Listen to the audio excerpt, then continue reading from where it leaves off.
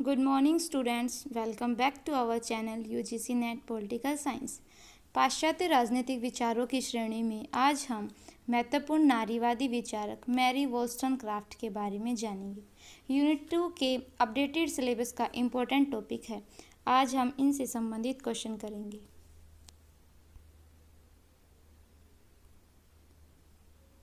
देखिए स्टूडेंट, ये है मैरी वोllstonecraft। ये उदारवादी नारीवाद का समर्थन करने वाली पहली महिला दार्शनिक विचारक रही हैं। तो आज हम इनसे संबंधित क्वेश्चन करेंगे। तो हमारा आज का पहला प्रश्न है, मैरी वोllstonecraft का जन्म कब हुआ? 1763, 1760, 1759, 1758।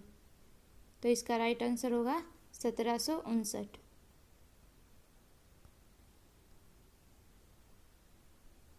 27 अप्रैल 1759 को इनका जन्म इंग्लैंड के स्पीटाफील्ड्स में हुआ और 10 सितंबर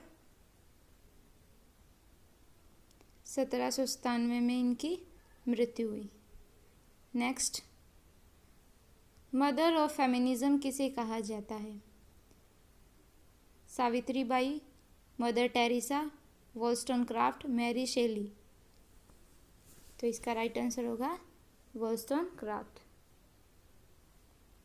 नेक्स्ट, महिलाओं के प्रति समर्पण के लिए किसे जाना जाता है? Mary Shelley, Mary Wollstonecraft, Edmund Burke, William Godwin.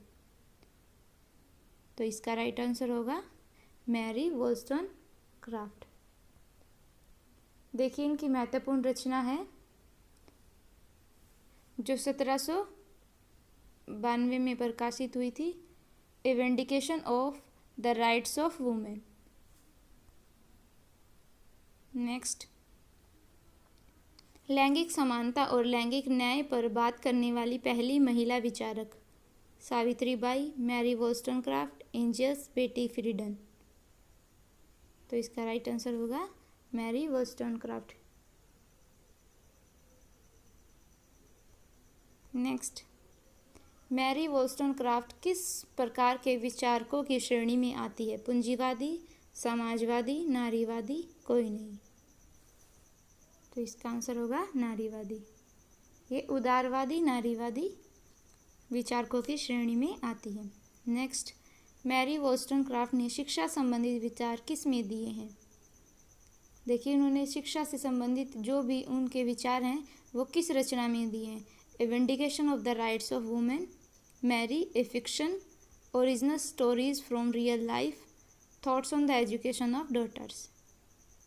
तो इसका राइट आंसर होगा thoughts on the education of daughters. जैसे कि इनका जो टाइटल है उससे ही हमें प्रतीत हो रहा है।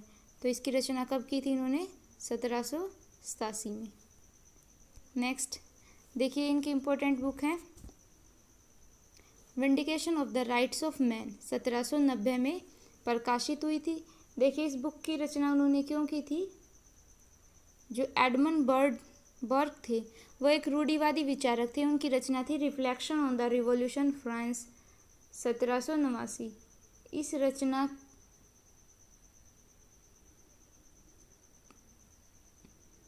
इस रचना का जवाब देने के लिए मैरी वोllstonecraft ने यह बुक लिखी थी। ठीक है। नेक्स्ट है मैरी, ए फिक्शन, 1788। ये इनका नोवेल है। थर्ड है original stories from the real life, 1788। ये बुक बच्चों के लिए है। और नेक्स्ट है a vindication of the rights of women, 1792 में लिखी गई थी। ये महिलाओं के लिए लिखा गया सुप्रसिद्ध लेख है इनका। इसमें उन्होंने जो नारीवादी जो भी उनके विचार हैं वे प्रस्तुत किए हैं। देखिए लास्ट ईयर क्वेश्चन आया था जो इनकी ये रचना है a vindication of the rights of women, इसका पूरा टाइटल क्या है, पूरा नेम क्या है? तो इसका पूरा टाइटल होगा a vindication of the rights of women with strictures on political and moral subjects. ठीक है, तो सभी स्टूडेंट्स इसको याद रखें। नेक्स्ट, नेक्स्ट इनकी रचना है memories of the author of A vindication of the rights of women 1798। देखिए जो ये बुक है, ये इनके हस्बैंड है, जो मैरी की मृत्यु के बाद उनके हस्बैंड विलियम गॉडविन के द्वारा लिखी गई थी। ठीक है, इसमें उन्होंने मैरी के बारे में लिखा है।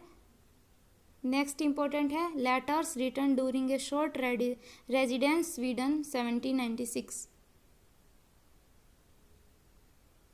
ये मैरी का चरित्र व यात्रा वृत्तांत है। नेक्स्ट देखिए इनके इम्पोर्टेंट्स की पॉइंट्स हैं जिनसे रिलेटेड क्वेश्चन आने के चांसेस है। देखिए रूसो की रचना है इमाइल, शिक्षा से संबंधित ये रूसो की रचना है। इसमें रूसो ने कहा है कि जो महिलाओं को केवल घरेलू कार्यों के लिए उपयोगी माना है उन्होंने। ठीक है, तो रूसो को जवाब के लिए उन्होंने जो बुक लिखी थी a vindication of the rights of women, उसमें उन महिलाओं की शिक्षाओं पर सर्वाधिक बल दिया है। ठीक है, देखिए उदारवादी नारीवादी, इन्हें मैरी वोllstonecraft को क्या कहा जाता है? उदारवादी नारीवादी विचारक माना जाता है। देखिए इन्होंने लैंगिक न्याय और लैंगिक समानता पर बल दिया है। जो उदारवादी नारीवाद हैं वो लैंगिक न्याय की बात करते हैं। ठीक है, लैंगिक समानता पर बल देते हैं, लैंगिक भेदभाव को कम करने के लिए बल देते हैं। मैरी वोllstonecraft ने भी महिलाओं के लिए जीवन के हर क्षेत्र में समान अधिकारों व समान अवसरों को बढ़ावा देने के लिए वकालत की है, अपनी विचार दिए हैं। ठीक है, महिलाओं की शिक्षा, देखिए उन्होंने महिलाओं की शिक्षा पर बल देने के लिए कार्य भी किया है। उन्होंने अपनी रचना thoughts on education of daughters में शिक्षा संबंधी विचार प्रस्तुत किए हैं। इस पुस्तक में मैरी ने ब्रिटिश मध्यम वर्ग की महिलाओं को शिक्षा को लेकर चिंता जागृत की है। देखिए जो ये इनकी बुक है, ये जो वास्तविक जो महत्व प्राप्त हुआ था इनकी पुस्तक को 1970 की, जब इंग्लैंड में नारीवाद आंदोलन हुआ था तब। ठीक है, देखिए मैरी वोllstonecraft का कहना था कि मनुष्य विवेकशील और तार्किक प्राणी है। उन्होंने कहा है कि मनुष्य जो है वो विवेकशील है और तार्किक प्राणी है, और महिलाएं भी मानव ही हैं। इसी कारण महिलाएं भी तार्किक और विवेकशील है, उन्हें भी समान अधिकारों एवं स्वतंत्रता प्राप्त होनी चाहिए। जो इनकी अधिकार और स्वतंत्रता है किससे प्राप्त हो सकती है? केवल और केवल शिक्षा के माध्यम से ही संभव है, ये मानना था उनका। और उनका कहना था कि जो देखिए उनका जो सुप्रसिद्ध कथन है एक मैरी वोllstonecraft का कि विवाह वैधानिक वेश्यावृत्ति है जहां महिलाएं दासों की भांति जीवन यापन करती है। देखिए इसका अभिप्राय ये नहीं है कि वे विवाह के विरोधी थी या परिवार को समाप्त करने के उन्होंने समर्थन किया है, ऐसा कुछ नहीं है। लेकिन उन्होंने कहा कि विवाह है जो वैधानिक एक वेश्यावृत्ति है। उन्होंने महिलाओं की शिक्षा और स्वायत्तता पर बल दिया है।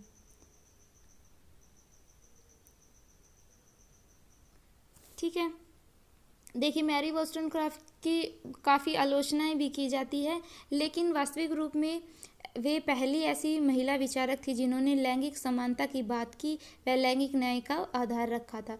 ठीक है, जितने भी नारीवादी विचारक होते हैं वो इनसे प्रेरणा ग्रहण करते हैं और इनकी जो रचनाएं हैं, इनके जो विचार है उनको ज़रूर पढ़ते हैं। ठीक है, तो ये इम्पोर्टेंट क्वेश्चन थे। Thank you for watching our videos. Let's crack NET GRF।